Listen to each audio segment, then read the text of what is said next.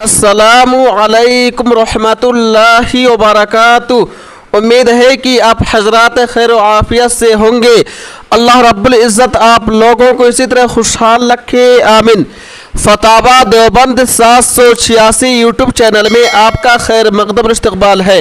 मेरे दोस्तों, एक साहब कह रहे थे कि खाना खाने से पहले की दुआ जो मशहूर है और मदारिस में पढ़ाई जाती है, यानी बिस्मिल्लाहि व अला बरकतिल्लाह, ये दुआ जो है गलत है और ये दुआ जो है हदीस से साबित नहीं है।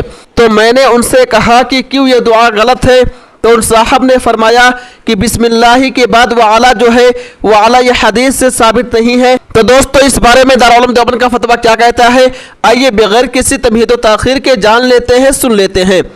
सवाल: खाना खाने से पहले की दुआ में बिस्मिल्लाह के बाद व अला बरकतिल्लाह का सबूत है या नहीं? जवाब: बिस्मिल्लाहिर्रहमानिर्रहीम हिसन हसीन में व अला बरकतिल्लाह यानी अला के साथ ये दुआ मौजूद है।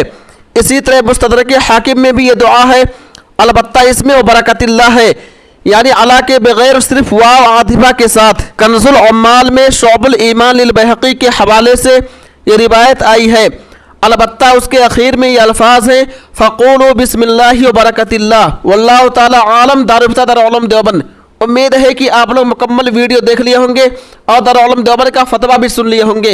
दोस्तों, इस वीडियो को ज़्यादा से ज़्यादा शेयर कीजिए और अगर आप लोग हमारे चैनल फतावा देवबंद 786 पर न्यू हैं, नए हैं, तो हमारे चैनल फतावा देवबंद 786 को जरूर सब्सक्राइब कर लें। तब तक आप हमें इजाज़त दें। अल्लाह हाफिज़, अपना ख्याल रखिएगा। फिर मिलेंगे इंशाअल्लाह अगली वीडियो में।